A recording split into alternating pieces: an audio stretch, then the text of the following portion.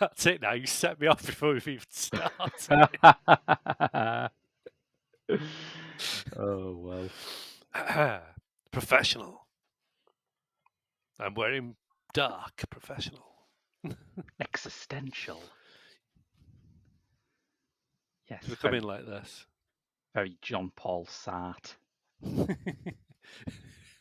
John Paul Sartre, what a fucking cunt. That was fuck all about the Ford Cortina.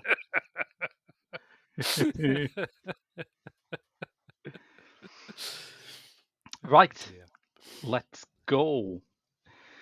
Hello, listeners. You are, of course, our Patreon listeners, so you know exactly what time it is. It's Pop Screen's Patreon exclusive episode for this month. I'm your host, Graham Williamson. I'm a writer for The Geek Show as well as Byline Times. We are cult, horrified, and also a filmmaker and videographer.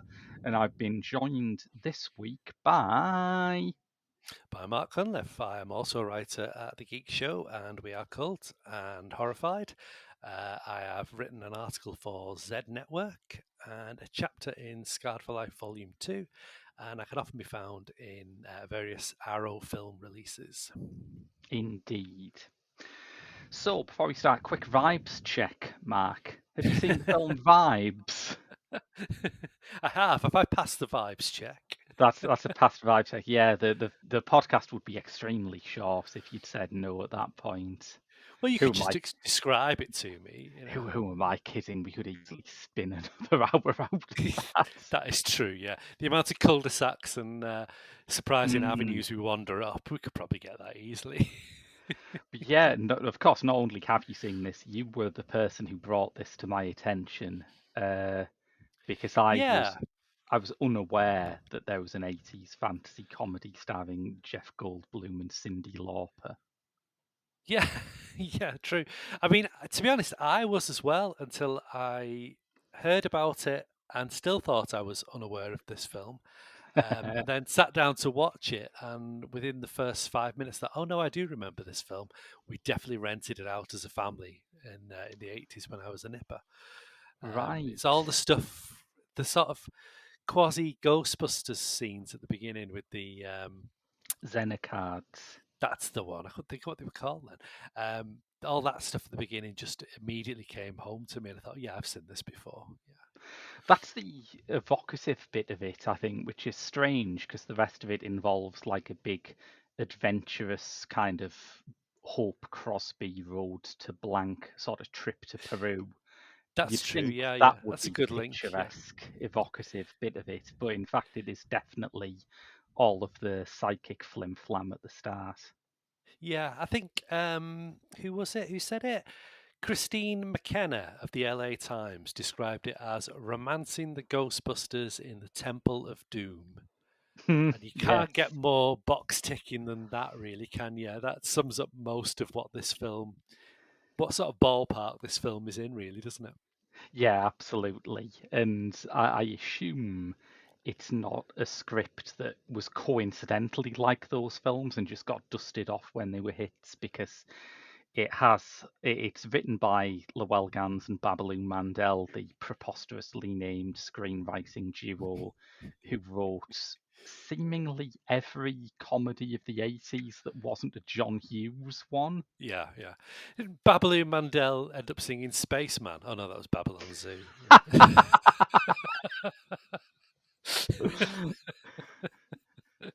I always get those two mixed up. Lovely. Yes. Has Babaloo Mandel ever wrote a spherical song, I wonder? He should have. Definitely should Yeah. have. Yeah, and it's kind of it's a film that is intentionally tapping into those films. I mean, it's Mm, apparent in the script, but also the original choice.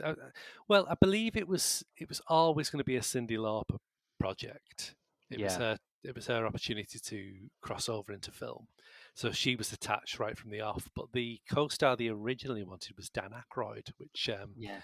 taps into the Ghostbusters side of things. Yeah. But And Aykroyd, in a way that makes me think, what a dick. Uh, Walked away from it saying that he would happily do it, but not with Cyndi Lauper. which is crazy, right? Yeah, yeah. I mean, I kind of get it because you think, well, she's untested. Yeah. It could go either way with a a pop star at that time. I mean, Madonna did all right with Desperately Seeking Desperately Seeking Susan. Susan. Yeah. So I I mean, you mean, could be thinking, well, this could go that, this go as big as that. Fair enough, but I'm sure there are many other examples of pop stars who didn't cross over that well in the 80s, I'm sure I've which we've done a probably covered. podcast about Yeah, most of you've them. probably covered at some stage, definitely. So I get his apprehension and his desire not to do it, but it just smacks a bit of privileged male dick. It's a bit snooty, isn't it? Yeah, because Yeah, like yeah, Cyndi Lauper's image at the time is like, I mean, her big hit is "Girls Just Want to Have Fun," and she's the woman with the canary yellow hair and the piercing voice who sings "Girls Just Want to Have Fun," and it's very easy to underestimate someone like that. I think time has shown that Cyndi Lauper is a very smart cookie indeed. oh, absolutely, yeah, absolutely. But But yeah, yeah, it's apparently David Putnam, who was then briefly, all too briefly, head of Columbia. mm, Excuse me. Insisted. He said, "No, it's Cyndi Lauper or it's nobody. That's what really, this film is based around." So Dan Aykroyd can go walk if need be. Um, Probably didn't help David Putnam's all too short career as head of Columbia I think to that's great because alienate. yeah, but sometimes David Putnam, who is now Lord Putnam, which I think Yeah, yeah, backs up the point I'm about to make, Putnam can seem like a sort of fey English aesthete who got very lost in the sort of badlands of Hollywood. He often seemed like he was on a mission to civilize the studios and make them produce art, damn it. And I think it speaks yeah. very well of him that he really wanted to make a Cyndi Lauper movie. Yeah, absolutely. Yeah, to say, well, no, this is an untested person, but we're going for her Mm, over, somebody who's just done Ghostbusters yeah. and is about to do Ghostbusters too, but the less said of that, the better. It's a big punt, isn't it? Yeah, and it's all Absolutely. power to his elbow, definitely. Yeah. And I mean, it's got a pretty remarkable cast in every way, but I think the first person we have to talk about outside of Lauper is like the only person around at this time that you could get to match her in terms of spaciness. Coming off the back of that classic family hit, David Cronenberg's The Fly, it's Jeff Goldblum. Fun for all the family kids. Yeah, Jeff Goldblum. And they hated each other apparently, which Really? yeah, they really didn't get on set at all, which strikes me as odd because they've got really good chemistry. I thought because they are, as you say, they are both very spacey individuals, and there's not sometimes when you put two sort of similar energies together, it Mm, just repels, doesn't it? But yeah. it just seems to complement on screen. I'm going to issue not a dissent exactly, but a small sort of correction to that. In that I find Sylvia and Nick, who were the characters played by Cyndi Lauper and Jeff Goldblum, I find them really compelling when they're buddies. And Mm, as soon as it becomes obvious that the film wants it to be a romance, something yeah, kind of falls flat in it for me. I guess it's that yeah. thing where I cannot, they are so strange and so lost in their own worlds that it's hard to really buy them as having a deep connection to another person. I completely agree. Yeah, and I think this is where the third wheel in this film Mm, comes in, which is the brilliant Peter Falk, what an who's icon. sort of. I mean, again, why is this film not really well known? It's got Cyndi Lauper, it's got Jeff Goldblum, it's got Peter Falk. Yeah. Why are we sleeping on this film? I don't get that. I suppose at the time when it come out, people were like, well, as we've said, people are like, oh, it's the same as Romancing the Yeah. Stone, Ghostbusters maybe. But I think the fact that there is now like a distance of 30 odd years Mm. between this film means you can watch it on its own merits, and it more or less stands on its own 2 feet. And I think we say this a lot on this podcast, I think, but it does need reevaluating, this film, I think. I'd be very Um, surprised if you have a bad time with it. yeah, I would agree. Yeah, I don't think I'm as fond of it as you, but I think it's a very charming watch. I think my main problem with it is something that I'm always very angry when other people say, so I'm going to have to provide a bit of qualifiers to this. Okay.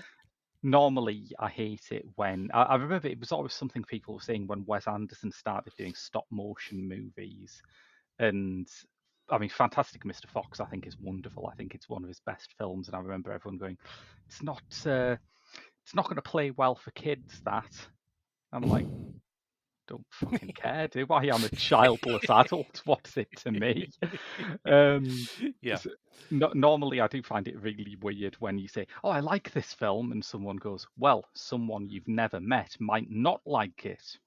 So, Yeah. uh, Which is just the level of discourse on Letterboxd most days, really, isn't it? yeah, yes. But Vibes, I do think has that problem in a way that made it quite hard for me to get a hang on what level I was meant to be coming at the film with, because the Mm. opening of it is like pure 80s family fantasy. And I Yeah. was very prepared to watch it in that kind of mindset, in that labyrinth mindset, in that Goonies. I mean, I hate the Goonies, but here we go. Yeah. Um, It's that typical sort of high concept yeah, 80s tele fantasy comedy action sort of mold, isn't it? absolutely. Yeah. And it's not quite, is it? I don't think it's quite the sort of kids movie it comes off at. You're not far in before like Jeff Goldblum's making quite a lot of sex jokes and one joke about PCP, which I think is Yeah. Yeah. Which, they're the type of jokes that you think maybe this script has been around for a while and they're trying to, maybe. but as you say, it does feel like it is just let's write a script very quickly and capitalize on it, on Hmm, the success of the other films. So perhaps it's just needed a bit more of a scrutiny really over it. maybe. Yeah, yeah. But yeah, Falk, as we were saying, we barely touched on Peter Falk, is absolutely wonderful. And obviously, there's one role that people always associate Peter Falk with. But what else is there? What's the other thing that you always think of, film or TV show, when people say Peter Falk? I was waiting for your joke there because you normally do something like that and then throw the curveball in. You normally say something like, "There's one role that we all remember this person Oh for," yeah, but but other but than Wings of Desire, Mark, yeah. what's other than Legs Diamond or whatever it was in the 60s, what other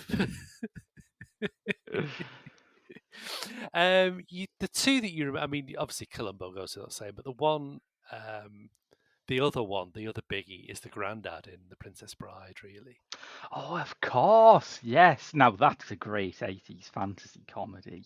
This was thinking in this context, in this sort of period, Yeah. which, I mean, it was an interesting period for Falk, really, because Columbo had finished before bringing it back again, which I never understood. Um, Mm, he had this like little gold run of films really in the yeah. 80s, and then just got convinced to go back to Columbo. I don't know why, because from what I recall reading about the original production of Columbo, he was always wanting to leave it. So, so I don't know why he sort of rushed back to it. But yeah, he did some really interesting films in the 80s, like you say, Wings of Desire, Labyrinth, not Labyrinth, sorry, Princess Bride. Mm. Um, he did Cookie, which was What's that one again? It's is it Susan Seidelman? Oh Seidelman, yeah, yeah. who did Desperately Seeking Susan. yeah, and it is very much a similar. It's a mob comedy where his daughter is Madonna basically, but they didn't get Madonna. They got Emily Lloyd, fresh off the Right. back of Wish You Were Wish. Here. Yeah. Yeah. It's a very sort of Madonna type, New York Catholic Italian punk Yeah. girl. Yeah. Um, it's an interesting story actually, where I like Peter Falk. He seems like a very charming, lovable kind of guy, but apparently he slapped Emily Lloyd on set once. God, she had a grim time of it in Hollywood, Terrible, didn't she? yeah, Yeah. terrible. He apologised later by filling a Winnebago full of balloons. Ha! I don't know if that's a typical Hollywood apology or not. I don't know, but yeah, he slapped her. Um, That's a maybe he couldn't understand her ADHD or her Tourette's or yeah. what. I don't know, but yeah, bit shit. That's a half nice story. Then let's look at it that way. Yeah, Yeah.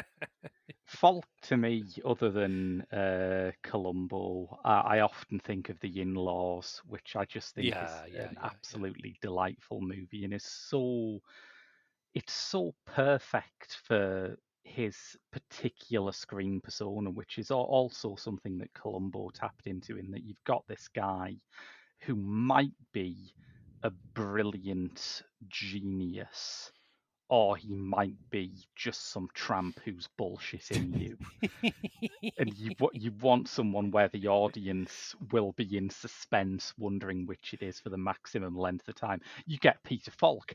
That's yeah, his gift. He yeah. can position himself perfectly in between those two things. And this film, his character is kind of a bullshitting tramp who thinks he's a genius. Yeah, yeah, that's a good way of putting But it. I mean, how far do we want to spoil this film? Because for me, the wheels come off at a Let's sort say, of I think I know what you're going to say. Right? they kill him off, It's when he dies. Yeah, absolutely. and the wheels come off completely because then you're left with your grievance earlier. Mm, All you're left with is the romantic sort of pairing of Goldblum and Lauper, which, yeah. as you say, doesn't quite work. So you're just rooting for this couple now in a kind of Michael Douglas, Kathleen Turner sort of Mm, scenario. And it's almost, for me, it's almost like all the fun, all the Marx Brothers type, uh, Bing and Bob type sort of humor that has gone before has just sucked out of the film, and they've gone, shit. Now we need to do the plot. Now the plot has to come in now. And I said, no, fuck off with the plot. The plot's shit. The plot doesn't yeah, stand scrutiny whatsoever. Who gives? I mean, it's so weird because I put this film on and I was surprised to see Julian Sands, the late Julian Sands, yeah, pop up yeah. and then disappear for like an hour of the film, only to pop up at the end and go, "Oh, he's the bad guy, right? Okay." Yeah, there's a lot of those actors, and I think maybe this is why the another reason, apart from sort of how well it observes all the kind of psychic world, but this is another reason why the film's opening seems to promise something more than it delivers for me, because there are lots of lovely character actors in that stretch of the film who, Yeah. as soon as you get out to Peru, they vanish. You've got Michael Lerner. You've Mm. got another pop screen connection. You've got Van Dyke Parks as one of the Oh, of course. Yeah, yeah, parapsychologists. yeah. I Yeah, didn't think of that. Yeah, yeah. I know what you mean. It's a flawed screenplay, and it yeah, is. You get the feeling that when there's the three of them at the center, and they're so sweet. The three of them together are so yeah, sweet. You're happy to watch it develop because you're just having a laugh with them.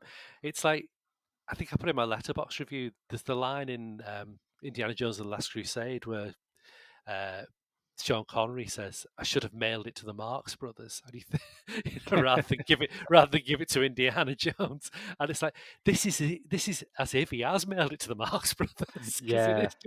it is just that film.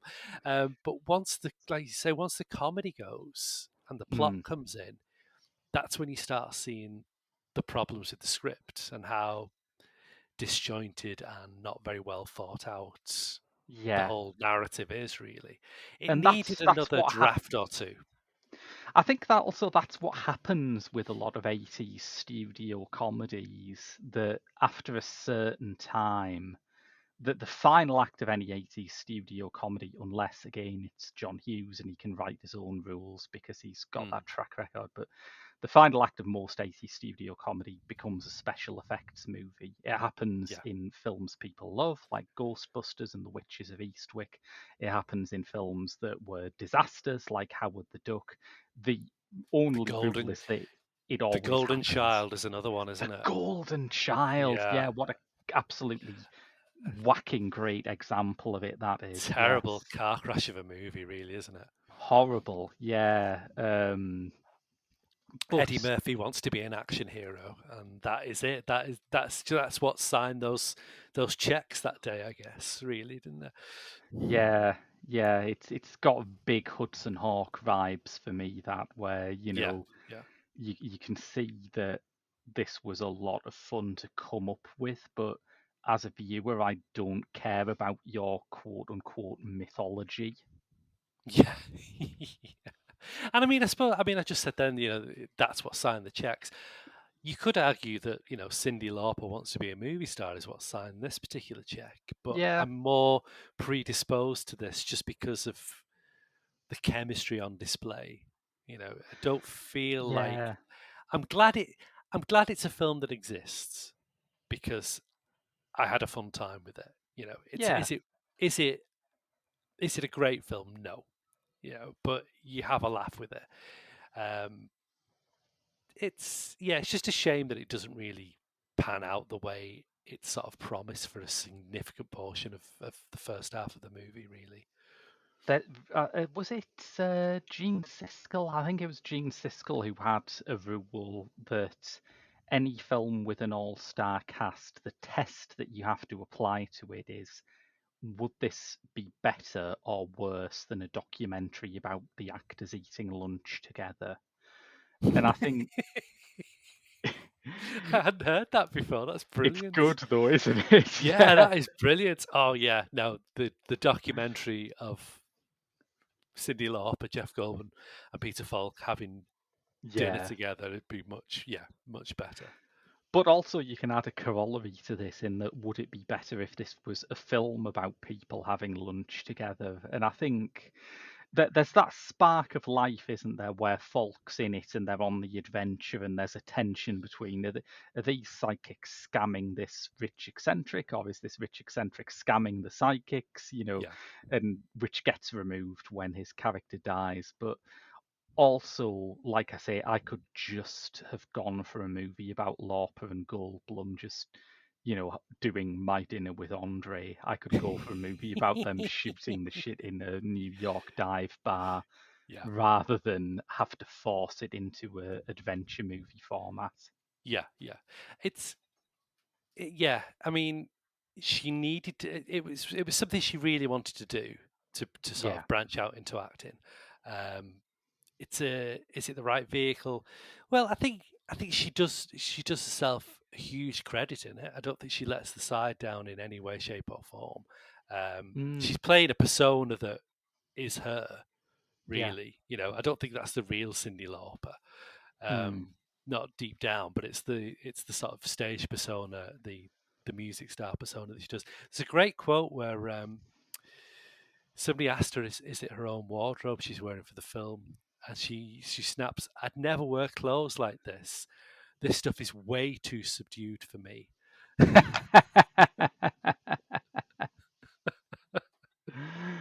I mean, this is That's just somebody having a lot of fun, isn't it? yeah, And I yeah. can't really take that away from her. Did she do much after this, acting wise? I know she's done a lot of stage work, like about Yeah. sort of 10 or 15 years ago. I remember she was in a production of the Threepenny Opera on Oh, that would have Broadway. been good. Yeah, that would have been Yeah, good. but I don't know if there's been like that much screen work. Yeah, because nothing's really jumping to mind, and it's strange because she's got the she's got the skills for it. Yeah, Um, and I think yeah, this is a I'm just role that. Sorry, go on. No, just saying, I'm just glancing through Letterboxd on my phone, and I can't see anything of any significance other than like Yeah. concert movies. There's something called Mrs. Parker and the Vicious Circle. Don't know what that is. Oh, yeah, that was, I think that was Alan Rudolph who directed that, about Dorothy Parker and the Algonquin Round Table. So that's a Um, good project, I think. Once Upon a Time in Queens, which looks from the picture looks like a baseball movie, Right. kind of. Oh no, it looks like a documentary actually. Okay. What she's doing in a documentary about baseball, I don't know, unless it's just like she's singing in it and somebody's put somebody's put like the archive footage as like an actual starring role. But yeah, there's nothing as major as this for her really, I don't think. No, there isn't. Um, No. and that's strange. I always remember um, Trevor and Simon on Going Live, and it's like an Okay. interview they had with them years later, and they were sort of saying, like might even have been Richard Herring, I can't remember now. And they were saying like, you had to deal with like all these A-listers coming over, Yeah. and you got them involved in sketches and that. Could you gauge the mood? And they were like, well, yeah, some people hadn't a clue what we were doing and didn't want to be there. But the Spice Girls never enjoyed doing anything with Trevor and Simon, Right. probably because they were just scared of like coming across as idiots, I guess. Yeah. But they said one person who really got it was Cyndi Lauper, and she just threw herself into it.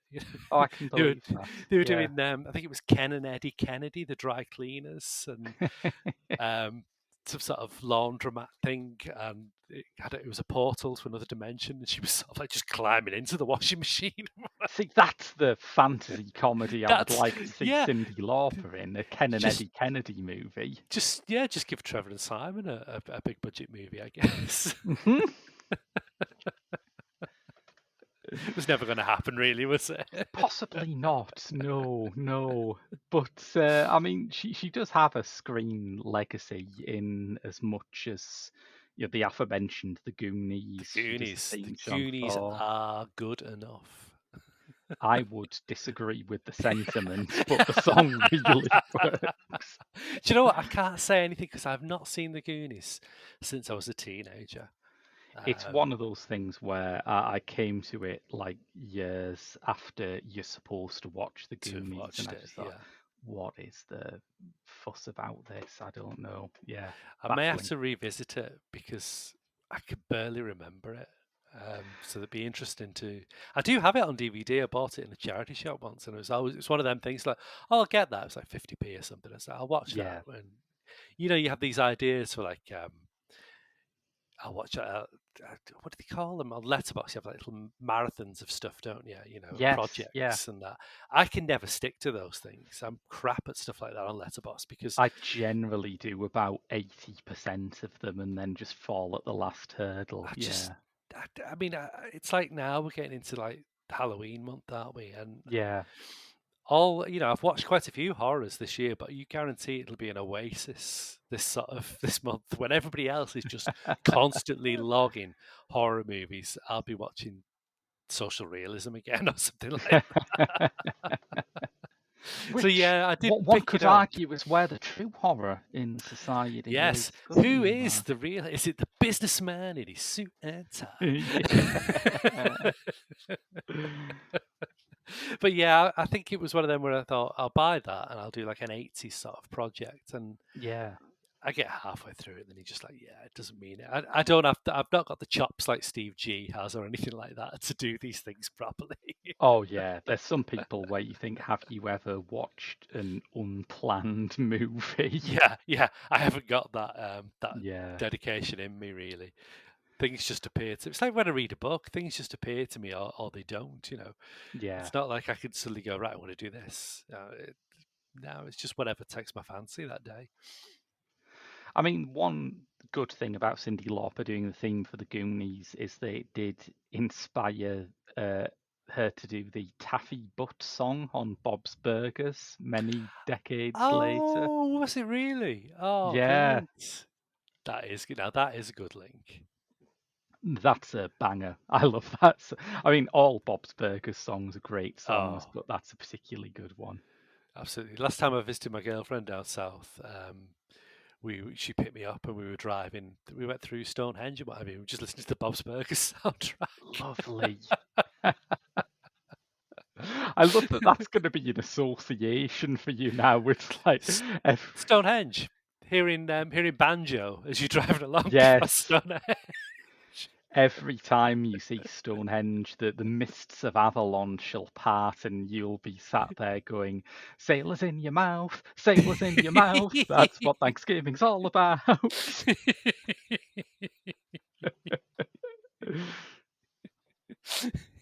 There's worse sort of associations to have, really, isn't there? Completely, I yeah. mean, ritual Rock. sacrifice might be one. Yeah. Or the music of the Levelers. Who knows? I can't say that because I do own a couple of Levelers albums, but it's an easy trick. It's an easy cheap kick, isn't it? Yeah, a very soft target, which sometimes Low we will hanging go fruit. for. Yeah. Absolutely. But yeah, this is a sweet movie for Yeah. the trio in like a good significant portion of it. I mean, there's a lovely scene where they get scared, they run off, and they're all three of them are holding hands as they run off, and it's just like, why aren't there more sort of silly blockbusters like this? Yeah, absolutely. Yes. A couple of people low down the cast list that we haven't talked about, who I think are worthy of a mention. But Cyndi Lauper's character's gambling addict husband, Yeah, Steve Buscemi. an astonishingly young Steve Buscemi. Yeah, Yeah, really young. I mean, he must have not been long out of the fire brigade for this role, really, must he? you'd think, yeah, because Yeah, this is pre-Reservoir Dogs, yeah. pre-Barton Fink, anything that you might associate with his breakthrough years. And he's got it right from the off, really, Oh hasn't he? yeah, he's He's got a line in it where he's trying to sort of sell himself as a changed man to Lauper. He says, "I'm a new man. I don't eat red meat anymore. I feel good about myself." Is that the kind of line that I would say is only funny if Steve Steve Buscemi Buscemi delivers says it. it. It's proper Yeah, Steve Buscemi line, that isn't it? yeah, It's perfect. He's like he's come fully formed straight away as this sort of like totally. skinny sleazeball Yeah. who will sort of steal your nan's dentures given half the chance. I think it would have probably been around the time this came out, they'd have been cast in Miller's Crossing, where he was cast for just the most perfectly Steve Buscemi reason, where the Coen brothers said we had like a guy who has one scene and he had a ton of dialogue, and it's only interesting if he says it fast, and no one said it faster than Steve. Yeah, that's a And good that's film. that just Such, sparked a connection that still continues, doesn't it? Yeah. yeah, such a good film though, Miller's Crossing. Such a good film. I think all of the Coen collaborations that they did with him were wonderful. I mean, when you think it was like what Miller's Crossing, Barton Fink, Fargo, The Big Lebowski. If you're going to pick four Coen brothers films to be in, that's a good set of Yeah. four. Oh yeah, you've got a good track record there. Absolutely. Mm. Yeah. Yeah. Was there anybody else in the supporting cast that we may have missed? One person that I wanted to just draw attention to is the girl who's hired to seduce, and Oh yeah, yeah, then it's Elizabeth Pena, who the late Elizabeth Pena, who I'm very fond of. She did a few roles like this in the 80s where I always characterize them as you've walked in from like the set next door kind of roles. Because I always yeah, associate it with at the start of Times Square, which, if anyone hasn't seen it who's listening, it's basically the Stigwood organization deciding that they can do a punk exploitation movie in the same way that they did disco exploitation yeah. I movies with still haven't seen it, and again, that's another one I've got on DVD. So there's no excuse, but I just still haven't got around to watching it. it's a funny one because it is so compromised and you can tell, but it's got a lot of charm to it. And there is a moment right at the start where like one of the lead characters is like being shouted at by Elizabeth Pena, who just walks out of the fire escape of a club wearing this like star-spangled disco jumpsuit, and you do think, oh right, they're filming another Stigwood movie in that building, I see. Yeah. Yeah. Yeah, they didn't. It's weird considering that America is like we'll always say it's the birthplace of punk, but Christ, they didn't understand it by that point, did they? Every single 80s movie that's about. I recently watched Valley Girl, the early Oh Nicolas yeah, Cage yeah, movie. yeah, yeah. Yeah. Nicholas Ev- Coppola. yeah. Every character who is labelled a punk in that movie is like.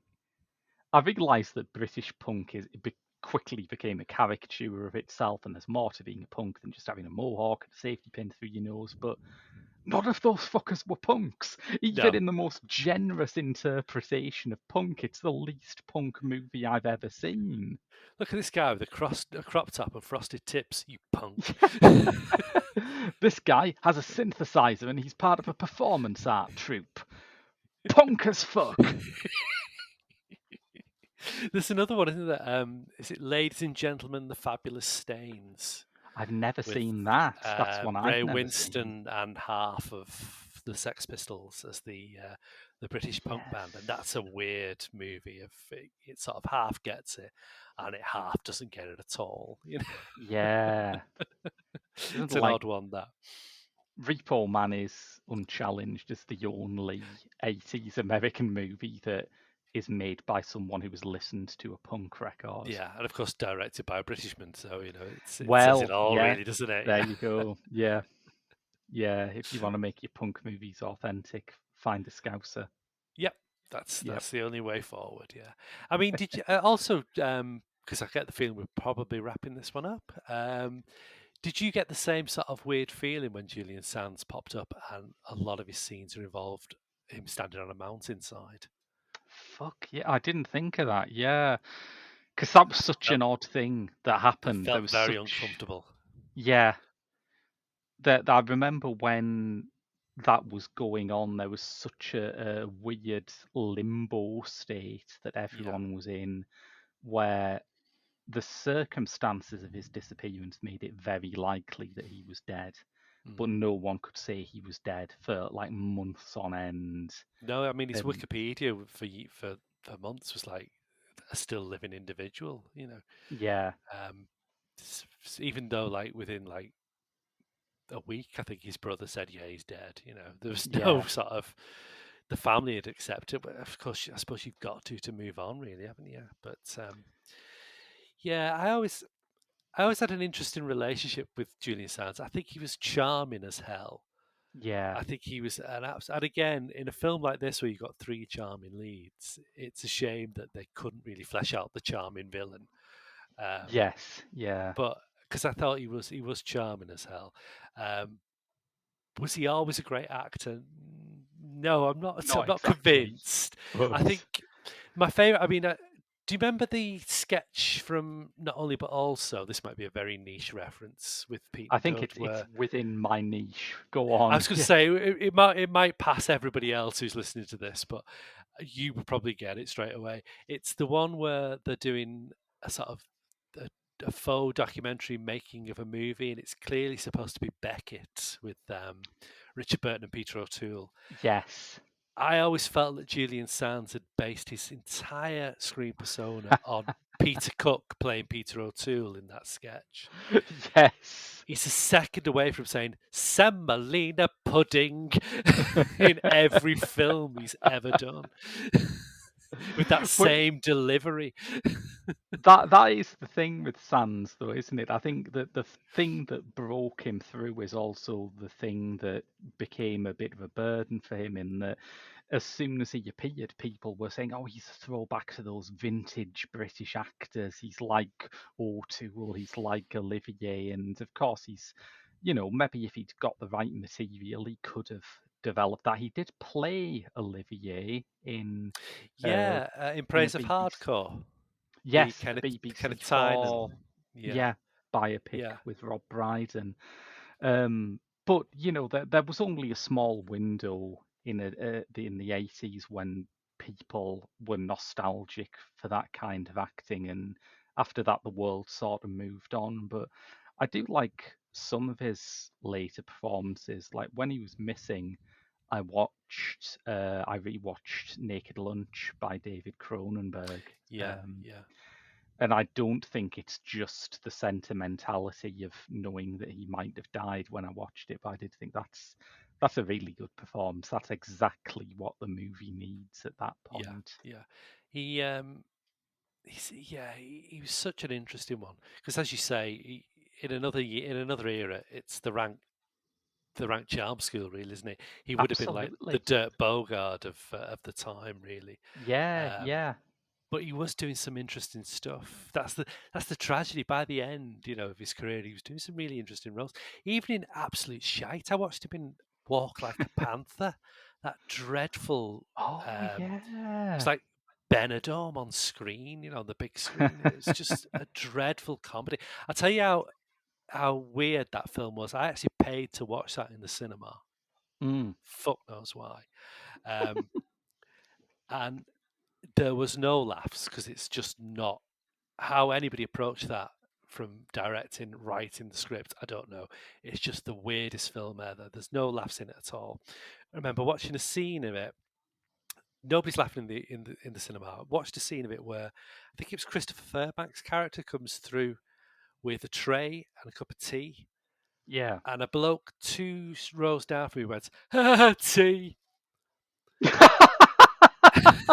I mean, presumably that guy lives in Britain. It must be a riot every day for I know, him. could you imagine that?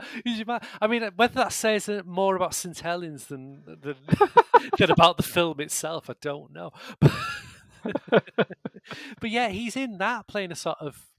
I think one character calls him an old C3PO because because he had like a gold lammy sort of suit as a wrestler, I and mean, he is even so. before I knew Even, that that was his yeah. suit, I thought, oh yeah, he is a bit like an old C3PO. But he's lovely in that. He does Yeah. well. I suppose it's as near his native Yorkshire accent as possible, Yes, really. I Um, suppose. and Yeah. he just seems so relaxed and different in it compared to some of that slightly stilted stuff he was doing in the 80s. And you just think, do you know, if this was a funny film, if this had actually had some talent behind it, Mm. you could be saying that's actually a performance that might sort of go somewhere for Get him some in a attention. Yeah. completely different Yeah. style of a film for him to come. So it was, even like I say, even in a shite film like that, in the later stages of his career, he was doing some interesting things.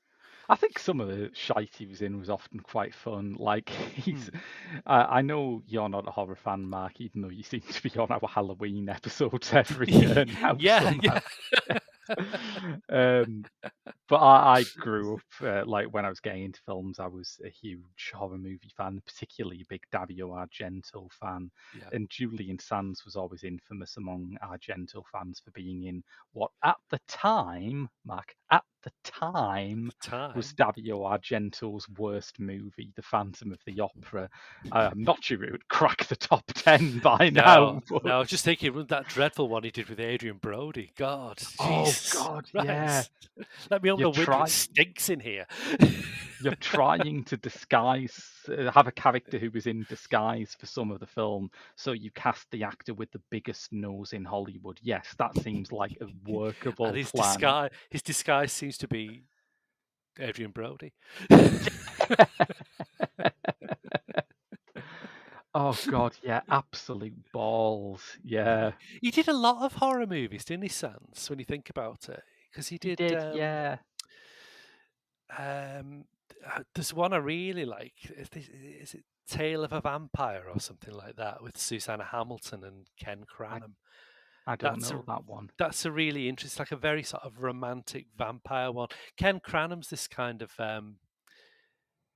reincarnation of Edgar Allan Poe, I think, and he's the villain in it. Right. It's a really interesting film. It's very sort of, I think it's a Japanese director, but it was made in England in like the early 90s. It's got that kind Okay. of It's got that weird kind of like Doctor Who New Adventures vibe about it. It's just something really interesting in it, yeah. And then, of course, Warlock, which is more fantasy, I guess, as well. Yes, So it's the yeah. big sort of thespoth between him and Richard E. Grant, isn't it? Beautiful. Yeah, you couldn't ask for two finer hams to go head to head. Semolina pudding. I can Fork see why it.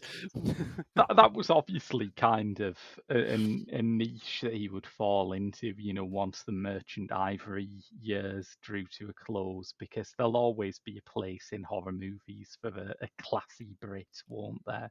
Oh, definitely, yeah. And he Yeah. filled that. He filled those because, yeah, he filled those considerably. Horror movies, fantasy movies. He just seemed to get a Mm, niche in, really, didn't he? Including this one. But yeah, it's a shame that he's not in this that much. And like I say, yeah. it's watched now. It's got a certain tragic resonance to see him uh, spend most of the film on a mountainside, really. Yeah, absolutely. Yeah. But, a dark element in a film that, as you say, could otherwise not be more lightweight in all of the good and bad ways that Yeah, implies. it's lighter than a feather, really, isn't it? Yeah. Yeah. So did we pass the vibes check? I think that was suitably vibey. Yeah, I was going to do a rule going in that this was going to be good vibes only, and I think this was a pretty good vibe. Good, good. But yes, of course, we'll be back in a fortnight's time with another free episode of Pop Screen. Woohoo! I've been Graham, And I've been Mark. and we'll see you in 2 weeks' time. Ta-da!